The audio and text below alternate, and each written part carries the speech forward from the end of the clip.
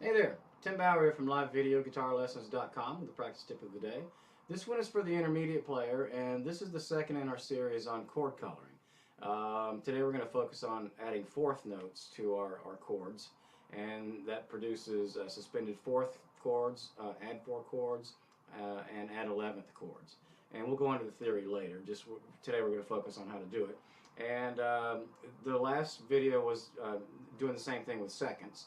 And so when you mix in fourths and seconds to your chord progressions, you get a little something like this. They play together really nicely. So you get,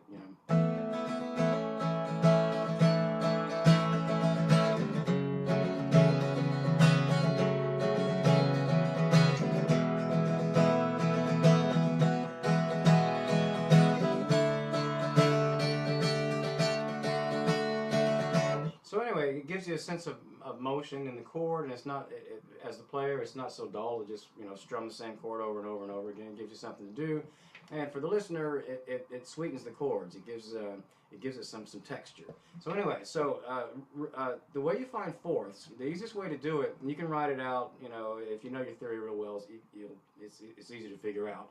But the easiest way to do it, if you're not real versed in theory, is just use your guitar. Your guitar is tuned in fourths, so don't use these two strings. But everywhere else on your guitar, if you go from one string down to the next lower string toward the floor, like higher in pitch but lower toward the floor, that's the fourth. So if you're looking for the fourth of a G, find your G note. There's a G note there. Just straight down, that's a C note. That's the fourth. If you're looking for the fourth of I don't know, an F note, find an F note. The fourth is straight down B flat. All right, so let's jump in and take a look at our chords. I'm just going to go through the alphabet. All right, so the fourth of an A scale. And by the way, what that means, we're taking our major chord, like we'll work with A for a second. A major chord is 1, 3, and 5, the first, third, and fifth notes of the A scale.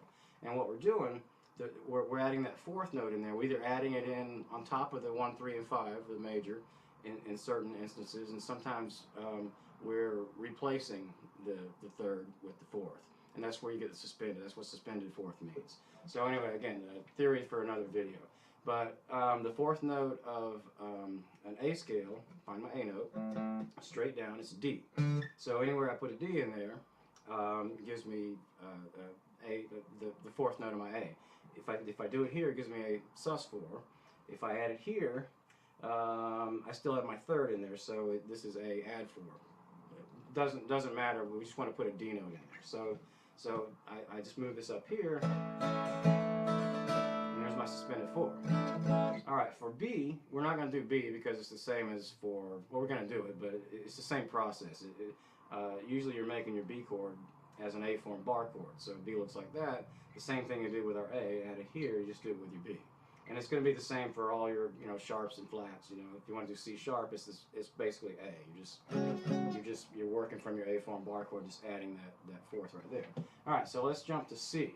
The fourth for C, there's my C note, straight down, that's F. So I want to put an F note into my C chord, and that gives me the suspended 4. So here's my C chord, or not suspended, it gives me the fourth. In this case, it's going to be an add 4, because we still have our third in there. All right, so there's an F note here. I can add this here. By the way, you usually don't want to put it on the bottom. I should clarify that. You want to put it kind of in the middle of your chord, or even on top of your chord, but you usually don't want to mess around with the bass notes unless you're doing that intentionally to invert the chord, and we'll cover that in another video as well. So anyway, so I put my F note here. If I want to, I can put another one on top, on the first string. I can kind of roll into that. That has two fourth notes, or I can just do one and put the E note back in there. Just let your ear be the judge. You can just figure out where all the fourths are, and just figure out the ones that you like the best and use those, and figure out the ones you don't like and don't use those. All right, so for D, the fourth is a G note, so I just add it here. You've probably already seen that one. That's almost an unwritten law that when you play a D chord, you add that on there and then pick it back up. I mean, it's used so often. But you can also add a G note by picking up this finger, and this one's not used nearly as much. And the open third string is G, so I can do the fourth here too, or put it on top, or maybe maybe even both. And you'll notice that's the high part of a G chord. Also, more theory we'll cover later. Alright, so for E, my fourth is an A note. The most common place to put it is here, on the third string. But I could pick this up and put it in there. That's not my favorite place to put it, but you know, it's still the fourth. For F, usually you're doing F as an E form bar chord, so it'd be the same as what we just did. But if you're doing the open position, the fourth for an F is B flat, and so there's my open position F chord, and I can add a B flat right there.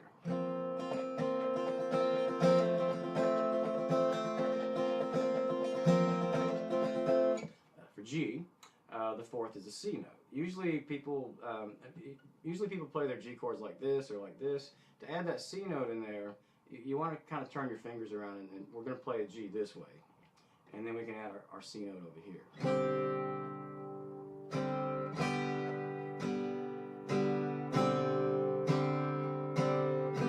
Or, if I want to, I could play this one. It's not, again, not my favorite, but I could maybe kind of squeeze that up there and catch it here.